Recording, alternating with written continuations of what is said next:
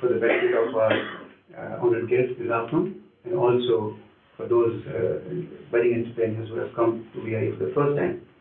This organization is more than 5 centuries old. We have begun in a very humble manner when the city was not even a city. We would ourselves call it as a glorified village. At that point of time, this organization was in infancy stage, and it has seen over these 5 decades the growth which is taking place. Today, of course, it's full of opportunities, and therefore, we in Vidarbha Industries Association have 14 forums working dedicatedly in 14 different directions with different core teams and objectives for each of these forums. We have, like for example, today's program is being conducted by Entrepreneurship Development Forum. We have Industry Institute Interaction Forum. We have Human Resource Development Forum. In entrepreneurship also, there is an independent wing which is called Ladies Entrepreneur Wing, and that he happened to be past chairman of that particular wing of VI, wherein the focus is on developing lady entrepreneurs in the region. We also have on the economy front, we have economy and finance front forum, we have taxation forum, and again on cluster development side, there is another independent wing which focuses. In addition to these 14 forums, friends, we also have equal focus on trying to give due justice to the other remaining districts of Vidarbha. This is not Nagpur Industry Association, this is Vidarbha Industry Association. So our resources we also divert for bringing up our other districts within Vidarbha. That is what the activities are. And with these words, I welcome once again our honored guest this afternoon, Mr. Unikrishnan, and also all of you gentlemen here for this afternoon session. Thank you.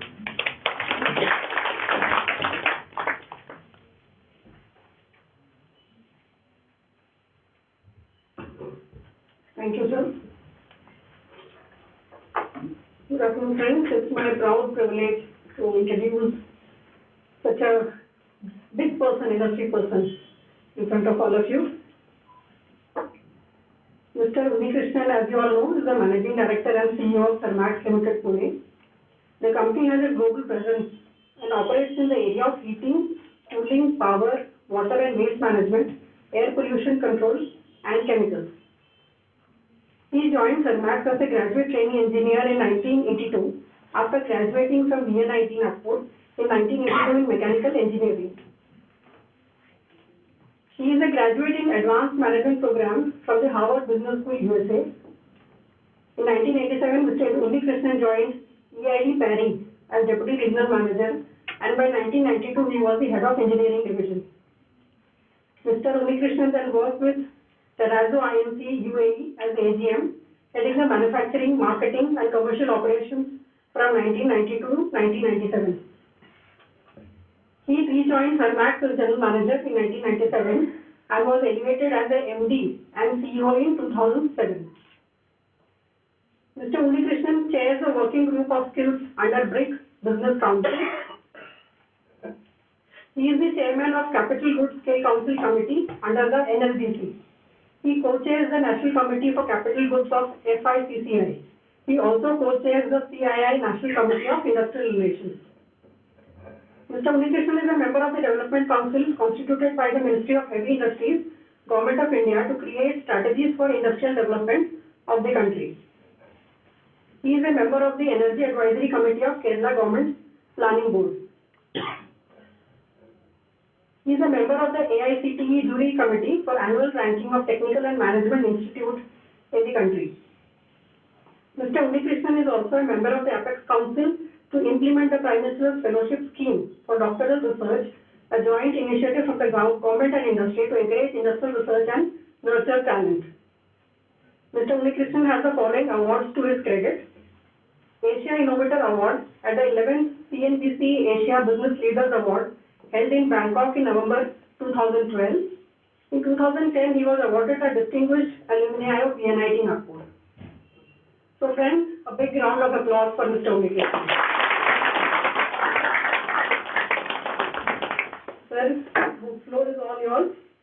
eagerly waiting to hear you.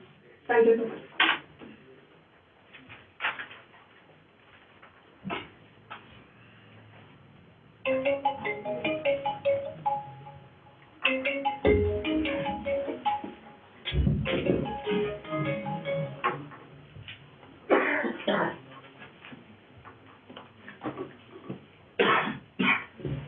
BIS President Mr. Atul Pandey, Honorary Secretary Dr. Subhash Bose, Anita, Akash,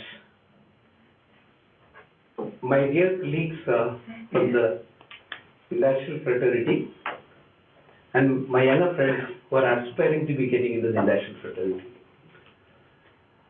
I'm not a very big man. Stage-wise, I'm so short. And Nagpur is one place where I've spent the best part of my life, not 4 years. If I could ever take a stock of my life, the best part of my life, it can never be repeated another time. I was absolutely carefree because a lot of the parents' clutches, and in those days the hostels of Nagpur VRC was something like maybe a free playground. Today only, when I was speaking at VNIT, I told that I didn't learn engineering in Nagpur REC. I learned life in Nagpur REC. And engineering I learned across the time of continuous learning. And my learning abilities are improving on engineering now because I'm practicing a little more of that right now. I wish I had a longer life available to learn real engineering in the future. So that's about my connection with this, and I have a lot of memories, very, life-changing memories of this particular city. It gave me a lot. So if the city were to ask anything from me, you'll get it. See, I'm that small town or maybe small village boy who came to a city like this from being a Mallu, got transformed into an Indian because regional engineering colleges were set up by Jawaharlal Nehru with an indication that a national integration is expected. Because 50% of the seats were meant for the state of Maharashtra, and the balance was distributed based on some equation of reciprocal way to various seats. So a person who was so parochial, feudalistic in attitude of having a confined view of a state and genre, I came to this place and I recognize that beyond Onam there is something known as Ganesh Puja, maybe a Vaishakhi of a Punjabi, or maybe a Durga Puja of a Bengali. Recognizing, accepting that inclusion in me started that way. Maybe an early part of my career when I was 29, 30 years of time, and I had an opportunity to move out of India. And the crucible of a little more of cultural variation in Dubai, of a place called UAE. Thank God I didn't work in some country like my friend has come from. So I had at least an outlook of a global human being. And today I'm aspiring to be a good human being, migrating or whatever. So whatever I speak is from my experience. I don't have a pre-prepared list of things to be spoken to you. From whatever I understood from the President and the rest of them, is that BI is something which is promoting entrepreneurship in a changing, growing India, from being servitude-oriented to maybe creating jobs. So whatever contribution that I can give towards this. So I felt, all of a sudden sitting over here, that maybe I should trace back into the history of India, when especially I see the younger lot of people sitting over here, what the inheritance available to you, and then come to the present and let's move to the forward. Maybe it'll take a little longer time than what I expected, but then I have to catch a flight, but my thoughts should not trouble me in between. So only two constraints. Tracing the history back of this great country, I know how many of you are aware of the fact that we led the world in economy. It is not spoken by somebody who's a politician, but nobody less than Jeffrey Sachs, who is the most respected economist alive, who became a Harvard professor of economics in 32-33. In 40s, when he set up his Economic Development Institute in Columbia, his name was recommended for economics Nobel multiple times. But normally these people give Nobel Prize only when you lose hair or maybe gray their hair. He has not got it so far. A great economist in the World Economic Forum in 2002 has shown the backward calculation to show that how the global economy performed for centuries.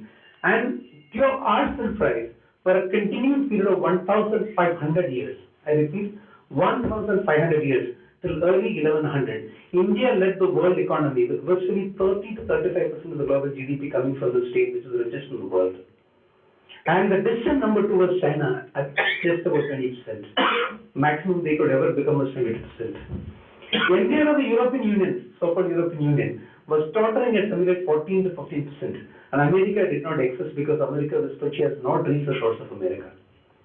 And that's a country which is possibly lived by aborigines, and they were called Red Indians. I don't know what is read about them, there's nothing Indian about them, at least get the of it. That's what is the heritage that you had as a country for a very, very long time. What has happened, I don't know, but what did as India is science and understanding to start with. Because somewhere in 11th century, gunpowder was invented much prior to that, started getting used in wars. And the simple living, high-thinking Indians who only knew sword fighting did not know how to defend your country. And the plunderers for the country came through the Khyber Pass and they plundered your wealth. Some of them stayed back over here, and because of which they are staying back and they are creating a Mughal empire over here. There is a diversity in existence in the country. Now, is it good or bad? One can talk in different languages. But as far as I am concerned, diversity is the fundamental need for innovation. And to be creative and innovative, you cannot be unitary in thinking, you have to be diverse in thinking. Thank God it is in existence though. Many times I wonder, are we utilizing the diversity in the right way, or are we creating a diversity in the society, which is a negative side of the coin? So that's the second part of it. But the real challenge came to us post that is when, I don't know how many of the younger lot of people recognize and remember, we were a French colony part of India, we were a Portuguese colony in some part of India, we were a Dutch colony, and ultimately we became a colony for the Britishers, we were a part of the British Empire. And for 200 years, your forefathers, thankfully there's nobody so old enough in this particular place, I can very confidently say none of you fought for independence of India. Our forefathers, our fathers, fought for independence for a period of 200 years before we got independence. So what is the relevance of this? Somewhere across the time when our forefathers were fighting for our independence, a stupid guy by the name of James Watt invented a stupid machine known as, anybody remembers that? Steam engine. And immediately within 10 years happened the IC engine. So the globe, which is moving at a pace of something like 1 to 2% growth on an average, started lifting vertically with the automation of the world happening. And in that 200 years when the science advanced and became a society totally changing the course of life, we were fighting for our independence. That's the 200 lost years of India of science. Now, if we were to be telling that we are a backward country, I'm not afraid. I'm still proud. In 70 years of independence, what we've created is a good economy. Possibly the government has to be taking initiative to start industrialization in the country. That's why originally, right from maybe everything to everything was created by India, whether BHEL or Coal India Limited, which is their university, to maybe Bharat Electronics Limited. They did everything, whether it's construction to electrical to mechanical to everything possible, the government started. So somebody had to start it, India didn't have wealth available.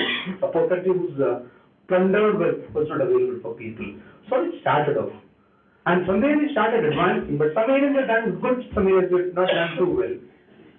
One area where I do personally believe that we have done really bad is about our population. At the time of India's independence, our population growth was only 0.8% on an average. Every decade you take a number available. But the first census after independence of India either was wrong in number or procreation increased after independence. I don't know what is the science behind that. It was 2.2% in 1961, our population growth. Thank God somebody thought about how to control it as it become a problem. So it came down today to 1.55%. Is India's population growth. So what did we achieve? 43 crore people at the time of independence will become 126. So one thing we achieved in the world is tripling our population post independence. And if there is one thing which I am confident about India's future, we will become the #1 population of the world. We will overtake China in that. Now I can very confidently say about that. Now this is where, I don't know if it's good or bad, I am going to come later to start from this. So let's be clear on this particular fact. That we started the right way. A lot of good things have happened. When the fervor of science started pitching in, fervor of various things changing, and the most important thing, we are a democracy, and a thriving democracy. Most of us don't like the way it is happening, but don't worry about it. We are a very young economy, very young democracy. As children, all of us have done mistakes, including me. A lot of mistakes we have done. So as a child of India, democracy and economy are committing a lot of mistakes. Don't worry about it. As we mature as an economy, we'll be far superior than some of the democracies of the world. Because all the ingredients are well settled and over here. There are a lot of people going to take over various parts of the economy, which I'm going to be explaining to you. Things will certainly be improving. So that is about that part of the story. Now comes to my understanding of global economy, how it has planned in the recent past. I won't get into the history there. At the turn of the century, we were a $33 trillion global economy. Do you get the number? 33 trillion. Is the total, GDP means the total value done by the humanity on the earth, on this particular globe, was $33 trillion. Your country currently is around 2.3, 2.2, 2.3. So 33 trillion, you can imagine, would have been the size of the global economy in 2000. In 15 years' time, we have made it to $78 trillion today. So with all the complaints, many elder people are talking about the globe is going down, equivalent, it has already become 78 in 2015, 16 numbers are actually coming in. A lot of growth has happened. A lot of growth has happened for the world. Unfortunately, this has created some problems also for the world, this growth. The world has never grown at this pace in the past, like the way it has happened. And almost $14 billion worth of investment happened in capacity building, of which around 63% has happened only in one stupid country known as China. So there are press only don't use that kind of words. It's China, they say that. They've done it. And they've created overcapacity for the world. And because of it, there is virtually surplus capacity available for everything in the world right now, including human beings. There is surplus capacity. So that surplus capacity is possibly inducing a lack of demand in the world, in the developed world, especially. India is an insignificant part of this 78 because I mentioned you the numbers. We are 2.3 out of 78. But that's not how much. Percentage-wise could be equivalent to maybe 3 or 4%. But population-wise we are 17.5%. So 17.5% of all of us Indians contribute only to 3%. So that is a challenge. Ideally, you should have 10, 11, 12%, which my youngsters in the front will make it one day. So hopeful of you guys. When you become entrepreneurs, it will happen also. So that is where the global economic situation right now. And there is a negative cycle continuing for a longer period than what is expected in the earlier past. But the globe has never remained even in a depression for a long time. Post Second World War, 1933, the Great Depression, the banking collapse of North America, which has virtually brought the earth on the ground level, continued maybe 11 to 12 years' time, and world recovered from that. So the negativity is already happened in 2008. So we are in the 8th year of a negative cycle. I don't think it can continue beyond the levels. Capacity building will have to happen. And why will it happen? Population is growing. For world population is growing in any case. And even if world population doesn't grow, yours is growing. And why? And why will it grow? And for business I'm talking about. There are n number of ill effects of population, but for a businessman, till such time I passed out from Nagpur RSC, population was a problem. I used to debate in the entire Regardless Hostel. It's the biggest problem for India. Sanjay Gandhi should be supported in terms of having reduced the population of India. But after getting out of that, I realized that what is a human being after all for a business? So a consumer, right? This is a consumer. And also, hands to work and mouth to feed is an entrepreneur looks at a human being. Like a sannyasi will look at a human being as an energy center. And that's why they call it the Jivatma, energy center. For if I have to transpond this for a business thinker, for a youngster, how should you look at a human being? Don't look at him as maybe market is a very negative and dirty word. You got to look at a human being as hands to work for you and mouth to feed, which will be the market for you. So India per se will be the largest market in the world. When I told India is the largest population. So now we move away from a negative to a positive. And in that what is happening is, thank God, we are not a very well-developed economy. If you were already a developed economy like maybe America, Germany or Europe, their per capita incomes are already in the range of maybe $40,000, $50,000, $60,000. How much more will it increase? And how much is this for India? What do you think is India's per capita income right now? Even if it's not a public speech or anything, talk to yours in what do you think is India's per capita income, annual income average? $1,000 crores. Yeah, it's the right number. On a purchasing power parity, we'll call it as maybe 3,800 at this point of time, but otherwise it's in real numbers, it's a kind of number. Whereas Brazil is almost maybe 9,000, China is 6,800, 7,000, we're to go to 10,000. You need money ultimately, because money only will buy things. So in any case, it will not go down, it will go only up. So as the market, there are enough and more people to work for you, enough and more people to feed also. And I'll give you the statistics for it. Because always there is a comparison between India and China on that count. We are a consuming economy. 65% of all our economic growth or economy is focused only on consumption in India. So what you guys consume is what is the economy. On the contrary, if you look at China, they are an exporting economy. They make for the world, we make for ourselves. Very rarely we export, if you look at it in terms of the percentage. So, if we were to continue on the same thing, population growth is not a problem at all. Because more people, my factory output is going to go up more to feed them. So that's why one has to look at it. Because many times we get confused reading the newspapers and seeing this one on the TV shows and maybe arguments or maybe discussions on that. If you understand in the right way, population is not a bane for a businessman. It is a bane for somebody else. It's a good for you. And in that one, as I mentioned about, today around 27% of Indians live in cities. And India is witnessing the largest ever urbanization witnessed by humanity. A farmer sometimes wants to be a farmer. He wants to be getting work, which is not working in the farm. Whether educated, ill-educated, better educated, he is flocking into cities for this country. And the estimate is that India will have approximately half of Indians living in cities by 2035. Now what does it mean for a businessman? Politicians is a different problem. For administrators, it is a nightmare. But for a businessman, it is an opportunity. Because when you live in a village, and the classical village thing, the lifestyle versus when you come to a city, dwellings are different. There's no joint family. Everybody meets a tapri to maybe an apartment to bungalow. In each one of them,